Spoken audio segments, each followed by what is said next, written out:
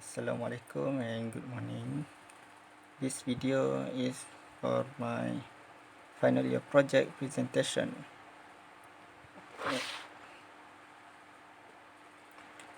My name is Muhammad Azam bin Muhammad Khaizal. My matrix number is B011610170. My final year project title for this semester is Investigation on Inertial Response of Different Types of Wind Turbine. This is my personal and student's mail, and below is my contact number.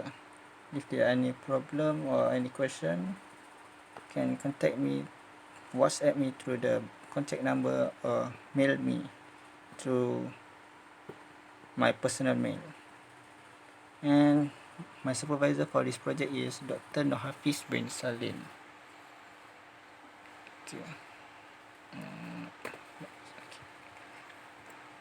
Motivation. The motivation for my motivation to do this research is in order to improve the quality of power generation in Malaysia. There is a need of searching for the secondary power sources as the main resources for the power generation is getting limited, thus bringing us to the search of renewable energy source in Malaysia. As we know, most of the highest contribution of power generation in Malaysia is mostly from oil and gas. And when I say mostly, there are renewable energy such as the hydropower and solar in Malaysia, but it is not widely used. And for the other renewable energies such as wind power, biomass, geothermal, and tidal power is not widely used, as through the condition of weather in Malaysia and the geographic positioning, such as the tidal power is not suitable to be used, as our geographical position is not really suitable for the tidal power to be used. While for the geothermal, there is no geyser in Malaysia that we can use geothermal energy. And well, for the biomass, we can use it, but most of our waste product is being used in the agriculture sector. Okay. For problem assessment for my project is considering the ever-changing climate in Malaysia, is a wind farm suitable to be used as a secondary power supply in Malaysia? Are there any types of wind turbine that is suitable to be used in wind farm in Malaysia? Depending on the high power demand in Malaysia, can the wind farm stabilize if there is fault occurring at the main power plant? Alright. Based on this problem statement, the objective that I come up is to determine the best wind turbine to be used in an ever-changing condition in wind force. Next, to determine the most suitable type of wind turbine to be used in a wind farm. And next, to determine the stability of the wind farm system as a secondary power supply if fault occur at the main power plant. Okay. Why wind turbine? Why wind turbine? This means why did we choose wind turbine as our research motivation, as our research instead of other types of renewable energy? Since wind power is everywhere in this world, compared to the other, just like geothermal or tidal power, which is hard to be discovered in Malaysia. So wind turbine can be used in Malaysia, as just depending on the changing climate, we just need to find the suitable wind turbine to be used. Okay. For a wind turbine, this is the main component of wind turbine, which is the drivetrain. As you can see, there is the blade that is used to catch the wind power, and there's gearbox that is connected to the induction generator, or you can say the machine that is used to generate energy. The drivetrain. Okay. Generally, there are 4 types of wind turbine, and the firstly is the fixed speed wind turbine, and secondly dynamic rotor resistance or DRR wind turbine, and the third one is the double fed induction generator DFIG wind turbine, and the fourth is full converter wind turbine. These 4 types of wind turbine, this is the general name that is given. Most of the time researcher simply use just like the fixed wind turbine is stated as type 1, and the dynamic rotor resistance labeled as type 2, and the double fed induction generator is labeled as type 3, and the full converter wind turbine we always generally call it as type 4. This categorization based on the researcher, there are researcher that is called it as type 1, 2, 3, 4, or A, B, C, and D.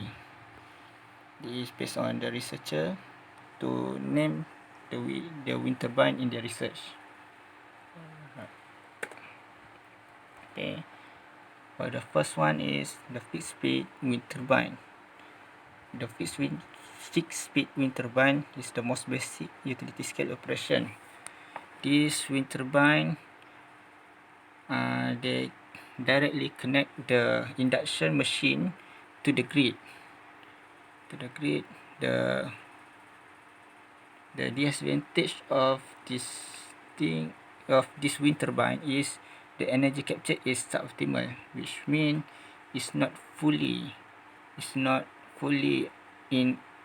maximum the output power for the wind, and it needs a reactive power compensation.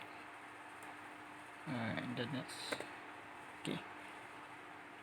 next one is the dynamic rotor resistance or DRR wind turbine, or also known as type 2 wind turbine.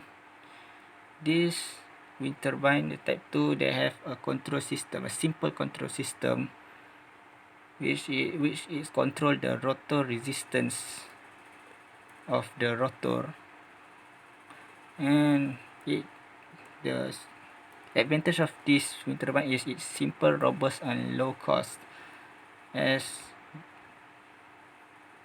it also has faster power output response compared to the type 1, which directly convert the wind power and then just convert it into the grid. But the biggest advantage of this type 2 wind turbine is the power loss as hit in rotor resistance, which is the power that output is not fully utilized, is not fully transferred to the grid. Okay. For the third one is a double fed induction generator DFIG wind turbine, also known as a type 3 wind turbine.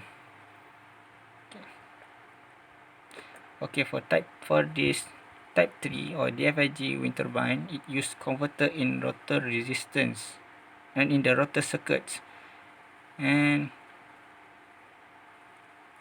since it uses a converter in the rotor circuit, the machine doesn't really have to rate at its full power output, which means there will be low mechanical stress on the machine, and thus avoid the machine to have a fatigue or material fatigue for the maintenance department. And it also has maximum power extraction due to the converter in the rotor circuit. Okay, and the next one. The first one is the full converter wind turbine or type 4 wind turbine. As the name suggests, it fully convert the energy, the power generated at the induction motor. It convert it before it is transferred into the grid. So it has a good initial response compared to the other three before, but the drawback of this type this type wind turbine is it has high cost, high manufacturing cost, and the deactivation time has potential to disturb the frequency of the system, which means since this is fully controlled, fully convert, and it use DC AC DC DC AC converter, and to convert then it use many electronic compartments such as the gate IGBT, and each IGBT has its own on and off time. On and off time, due to the on and off time, it causes those deactivation time, and those deactivation time has the potential to disturb the frequency of the system, and if it even though it has a good initial response, but the frequency of the system will be affected due to the deactivation time of the IGBT gate, the all electronic parts. Okay, in summary, the DFIG and full converter model or type 3 and type 4 provide less initial support compared to the fixed speed and DRR models, or type 1 or type 2 models, and no appreciable difference was observed between the frequency response of the fixed speed and DRR model, while the full converter model provide negligible frequency response, while the FIG provide a response that was non-negligible but lower than the fixed speed and DRR model. The next. Okay. In conclusion, due to the pandemic that struck, the whole process of this project is suspended as there is limitation in conducting the research. Hypothetically, the type 4 wind turbine is the most suitable to be used in a wind farm in Malaysia, even though the capital cost for wind farm installation will be high. But on the long run, the income projection and benefits will make up for the initial capital and maintenance costs accrued. Okay, for more information, you can mail me at this email or WhatsApp through this number. And thank you.